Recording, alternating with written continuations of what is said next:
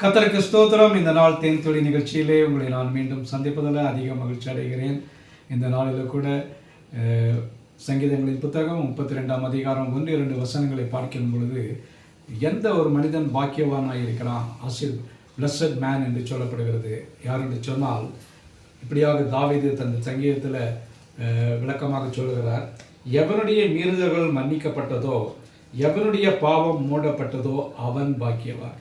யார் பாக்கியவான் என்று சொன்னால், யாருடைய மீறுதல்களெல்லாம் மன்னிக்கப்பட்டதோ, அதோடு கூட எவனுடைய பாவமெல்லாம் மூடப்பட்டதோ அவன் பாக்கியவான். அவனுடைய அக்கிரமத்தை கர்த்தர் எண்ணாதிருக்கிறாரோ, எவனுடைய ஆவியில் கபடமில்லாமல் இருக்கிறதோ அவன் பாக்கியவான். இந்த வசனத்தை பார்க்கின்ற வேளையில் தாவீதுக்கு ஒரு நல்ல அனுபவம் இருந்தது. அந்த 51ஆம் சங்கீதத்தில் பல காரியங்களை அவர் சொல்லுகிறார். அதோடு கூட இந்த இடத்துல அந்த ஒரு தன்னுடைய பாவ மன்னிப்பு நிச்சயத்தை பெற்றுக்கொண்டபடியினாலே அதிக மன சந்தோஷத்தோடு கூட அவர் தன்னுடைய மகிழ்ச்சியை வெளிப்படுத்தி காட்டுகிறார். ஐயா, நான் ஒரு பாக்கியவானாக இருக்கிறேன், நான் ஒரு ஆசீர்வதிக்கப்பட்ட மகனாக இருக்கிறேன். ஏன் தெரியுமா? என்னுடைய பாவங்கள், என்னுடைய மீறுதல்கள் மன்னிக்கப்பட்டு விட்டது, என்னுடைய பாவங்கள் எல்லாம் மூடப்பட்டு விட்டது என்று அந்த நாளிலேயே இயேசு கிறிஸ்து பிறப்பதற்கு முன்பாகவே பாவ மன்னிப்பின் நிச்சயத்தை பெற்றுக்கொண்ட ஒரு மனிதனாக தாவீது இருக்கிறார். தாவீது ஒரு அருமையான ஒரு ராஜா, தேவனுடைய மனிதன், தேவனுக்கு பிரியமான ஒரு மனிதனாக இருந்தான். தேவனுடைய இருதயத்துக்கு ஒத்த ஒரு மனிதனாய் காணப்பட்டான். அவனுடைய வாழ்க்கையில் கூட பாவம் வந்தது. அந்த பாவத்திலிருந்து அவனுக்கு ஒரு விடுதலை கிடைப்பதற்கு அதிகமாக அவன் அங்கலாய்த்தவனாய் காணப்பட்டான். அந்த வேளையில் தேவன் அவனுடைய பாவத்தை மன்னித்தார் என்று பார்க்கிறோம்.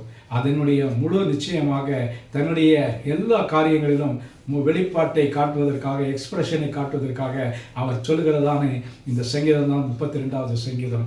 கர்த்தர் எவனுடைய மீறுதல்களை மன்னிக்கிறாரோ, எவனுடைய பாவங்கள் மூடப்பட்டதோ அவன் பாக்கியவான் என்று சொல்கிறார். அதுபோல தான் இன்றைக்கி கூட நாமும் கூட நம்முடைய ஆண்டவராய் இயேசு கிறிஸ்துவனிடத்தில் வருவதற்கு நாம் பாக்கியம் பெற்றவர்களாக இருக்கிறோம். இயேசு கிறிஸ்துவனுடைய விலையேற பெற்ற இரத்தத்தினாலே நமக்கு பாவ மன்னிப்பின் நிச்சயம் கிடைத்திருக்கிறது.